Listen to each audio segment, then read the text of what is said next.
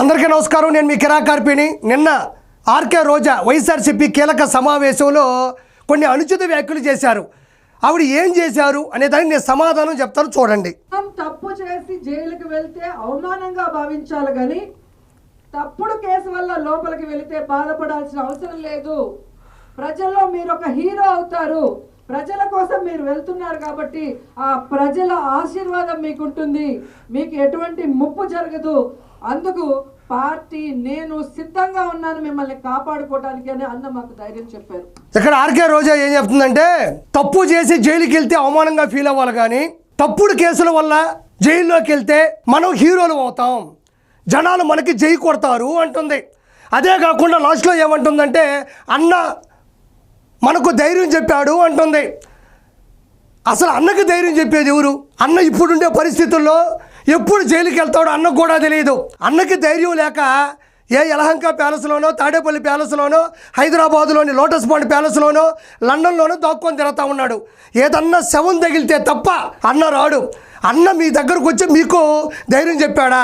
అన్నకి ధైర్యం చెప్పేవాళ్ళు లేక ఏడుస్తూ ఉన్నాడు, కుమిలిపోతూ ఉన్నాడు. మీకు వచ్చి అన్న ధైర్యం చెప్పాడా? ఏమంటున్నావు నువ్వు? తప్పుడు కేసులో లోపలికి వెళ్తే ప్రజలు మనకి జై కొడతారు అంటావా? అంటే ఇప్పటి వరకు ఎవరైతే లోపలికి వెళ్ళారో వాళ్ళు ఏ తప్పు చేయలేదు పాపం. వాళ్ళందరూ హీరోలే. వాళ్ళందరూ అనవసరంగా లోపలేసేసారు. వాళ్ళు ప్రజలు వాళ్ళని ఆశీర్వదిస్తున్నారా? ఒకసారి ఇప్పటి వరకు ఎవరు వెళ్ళారు, ఎలాంటి పాపాలు చేశారు, ఎలాంటి తప్పులు చేశారు, వాళ్ళని హీరోలు అందామా జీరోలు అందామా అనేది ఈ రోజా ముందు ఒకసారి ఇది కూడా ప్లే చేస్తా, చూడండి. ఇప్పటి వరకు జైల్లోకి వెళ్ళి చెప్పుకూడుతున్నటువంటి ఒక నలుగురిని చూపిస్తాను. రోజా అన్న మాటలకి అవి కరెక్టా లేదా చూద్దాం. ఇలా చూడండి. వల్లభనేని వంశీ, పోసాని, వర్రా రవీందర్ రెడ్డి, బోరుగడ్డ అనిల్, ఇప్పటి వరకు ఈ నలుగురు కూడా లోపలికి వెళ్ళారు, రిమాండ్కి వెళ్ళారు, శిక్ష అనుభవించారు. కొంతమంది బయటకు వచ్చారు, కొంతమంది ఇంకా కూడా లోపలే ఉన్నారు. వీళ్ళందరూ కూడా హీరోలంట. చూద్దాం. మొదటిగా వల్లభనేని వంశీ గన్నవరంలో ఉండేటువంటి టీడీపీ ఆఫీస్ మీద అధికార ముసుగులో, అధికార వ్యామోహంలో, అధికార దాహంతో ఒక్కసారిగా కండ కావరంతో గన్నవరంలోని టీడీపీ ఆఫీస్ మీద ఆకస్మిక దాడులు జరిపించి మొత్తం కూడా కొలాప్స్ చేయడం జరిగింది. అంతేకాకుండా అక్కడ పనిచేస్తున్నటువంటి తెలుగుదేశం సభ్యత్వానికి సంబంధించిన కార్యకర్త సత్యవర్ధన్ని కిడ్నాప్ చేయడం జరిగింది.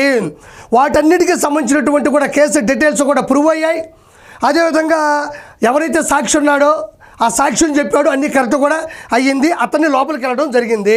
ఇదే కాకుండా ఇదే వల్లభనేని వంశీ అసెంబ్లీ సాక్షిగా భువనేశ్వర్ గారిని ఎలాంటి అనుచిత వ్యాఖ్యలు చేశాడు అన్నది కూడా మీరు చూశారు. అవి యూట్యూబ్లో కూడా ఉన్నాయి.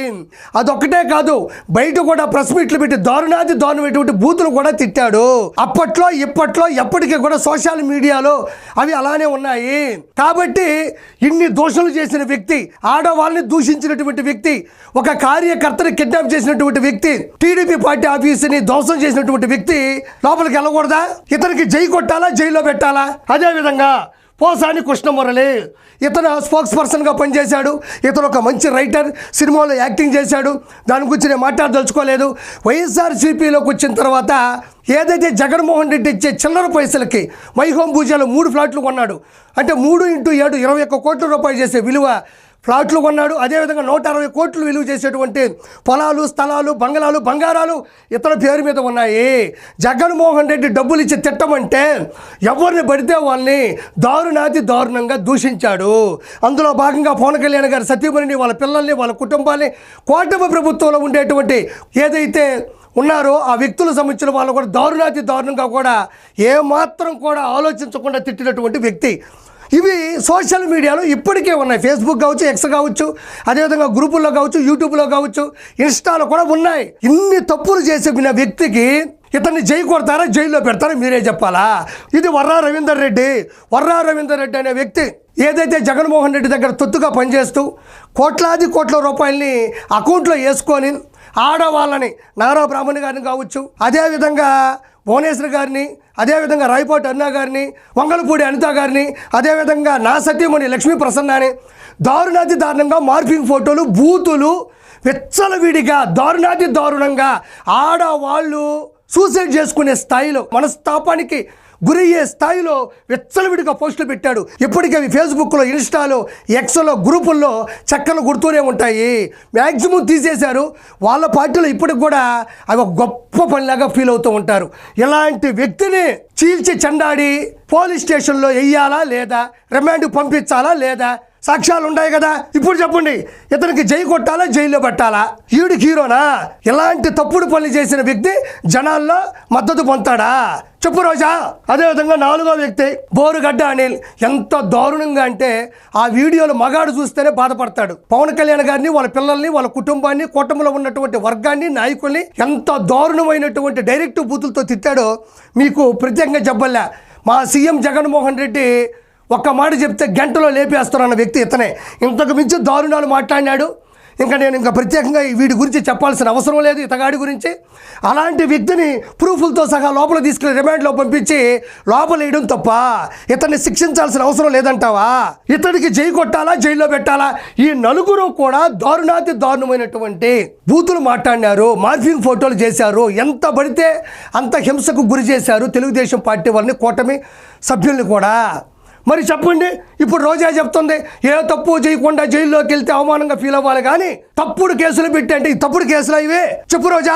నాకు ఇప్పటికి అర్థం కాదు ఏంటంటే, నీ దృష్టిలో ఇలాంటి పనులు చేసి జైల్లోకి వెళ్తే మంచి వాళ్ళు, ప్రజలు మద్దతు ఉంటుంది, ప్రజలు జై కొడతారు, ప్రజలు గమనిస్తున్నారు, ప్రజలు ఓట్లు వేస్తారంటున్నావు. సరే, ఈ విధంగా తప్పులు పొరపాట్లు చేసి హీరోలు అవ్వాలనుకుంటే, హీరోలే అని నీ దృష్టిలో అనుకుంటే, ఇంకా మీ వైఎస్ఆర్సీపీలో చాలామంది హీరోలు, హీరోయిన్లు కూడా ఉన్నారు. ఎందుకంటే మగవాళ్ళు హీరోలు అంటే ఆడవాళ్ళు హీరోయిన్లు అనాలి కాబట్టి. రానున్న రోజుల్లో లోపలికి వెళ్ళి హీరోయిన్లు ఎవరున్నారో ఒకసారి చూద్దాం. ఆర్కే రోజా 3,000 కోట్ల రూపాయలు అక్రమంగా ఇసుక కావచ్చు, గ్రావెల్ కావచ్చు, తిరుమల సంబంధించిన టికెట్లు కావచ్చు, ఎర్ర చందనం కావచ్చు, అదేవిధంగా శాప్ చైర్మన్ బైరెడ్డి సిద్ధార్థ రెడ్డితో కలిపి 400 కోట్ల ఏదైనా కుంభకోణం ఉందో వాటి దృష్ట్యా హీరోయిన్ రోజా లోపలికి వెళ్ళబోతుంది. అదేవిధంగా నెక్స్ట్ హీరోయిన్ ఎవరంటే ఇదిగో విడుదల రజని. ఈవిడ చిలకలూరుపేట మాజీ శాసనసభ్యురాలు, ఈవిడ మంత్రిగా కూడా పనిచేసింది. ఈవిడ స్టోన్ క్రషర్ యజమాని చలపతిరావు గారి దగ్గర 2,20,00,000 రూపాయలు మరిది ఎవరైతే గోపి ఉన్నాడో ఆయనతోనూ, అదేవిధంగా ఐపీఎస్ జాషువా గారు, అదేవిధంగా ఎవరైతే పిఏ రామకృష్ణ ఉన్నాడో వీళ్ళందరూ సాక్ష్యంగా కూడా 2,20,00,000 అనవసరంగా లాగేసింది. ఆల్రెడీ మరిది గోపి లోపలికి వెళ్ళాడు.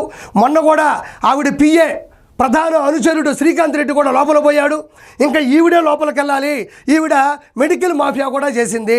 ఇవి కాకుండా మైన్స్, అవినీతి, అక్రమాలు, భూ కబ్జాలు, బూతులు అన్నీ కూడా ఈవిడ చట్టాలో ఉన్నాయి. ఈవిడ కూడా ఒక హీరోయిన్నే. తర్వాత కొడాలని ఎంత దూషించాడో, ఎంత వల్గర్గా మాట్లాడినాడో, ఎన్నిసార్లు తొడగొట్టి బెదిరించాడో, భయపెట్టాడో, ఎంత దారుణమైన మాటలు అసెంబ్లీలో మాట్లాడినాడో ప్రత్యేకంగా నేను చెప్పబలేదు ఈ గుట్కా గురించి. ఇతను కూడా నెక్స్ట్ వెళ్ళిపోతున్న హీరో.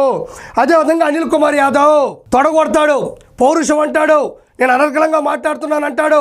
చెయ్యని తప్పు అంటూ ఏదీ లేదు. ప్రజలకి సంక్షేమ పథకాల గురించి చెప్పడం మాని సవాల్ విసరతాడు. ఇతను కూడా 5,000 కోట్ల రూపాయలు నీటిపారుదల శాఖ మంత్రిగా కూడా చేసి కోట్ల రూపాయలు గడించాడు. ఇతగాడిని కూడా లోపలేసే అవకాశం ఈ హీరో కూడా 100% ఉంది. అదేవిధంగా సజ్జల రామకృష్ణారెడ్డి ఇతగాడే ఎవరైతే బూతులు తిడతారో వైఎస్ఆర్సీపీ హయాంలో వాళ్ళందరికీ కూడా స్క్రిప్ట్ రాసి బూతులు 1% కూడా తగ్గకుండా చూసుకునే వ్యక్తి. ఇతను సలహాదారుడు. ఈ హీరో కూడా ఇతను కొంచెం సీనియర్ హీరో, కొంచెం వృద్ధుడు, ఇతను కూడా వెళ్తాడు. తర్వాత అంబటి రాంబాబు ఇతగాడు కూడా 4,000 కోట్ల నుంచి 5,000 కోట్ల రూపాయలు సంపాదించాడు. సంజన సుకన్య కూడా ఇతను చాలా చక్కగా చూసుకుంటారు.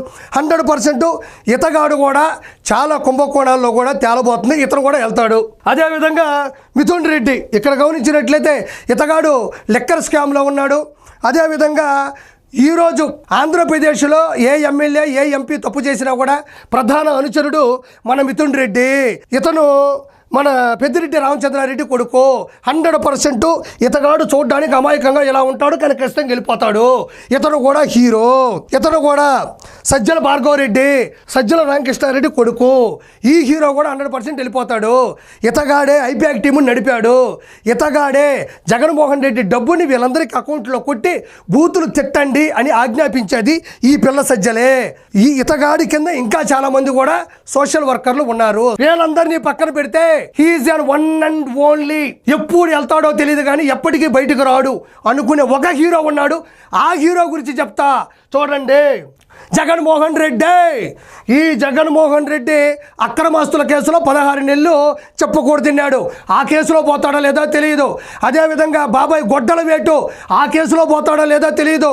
లిక్కర్ స్కామ్ దందా ఉంది, ఆ కేసులో పోతాడో లేదో తెలియదు. మొత్తానికి ఇతగాడు ఈ హీరో 100% లోపలికి వెళ్తాడు. వెళ్ళడం ఖాయం, వస్తాడో లేదో నాకు తెలియదు. ఎందుకంటే దస్తావేజులు ఉన్నాయి అతని దగ్గర, కేసులు. నేను దీని బట్టి చెప్పేది ఏంటంటే, ఈ అన్న మీకు ధైర్యం చెప్పాడా? అన్నకి ధైర్యం చెప్పేవాళ్ళు లేక లోపల కూర్చొని కుమిలి కుమిలి ఏడుస్తున్నాడు. నువ్వు మళ్ళీ చెప్పాలా?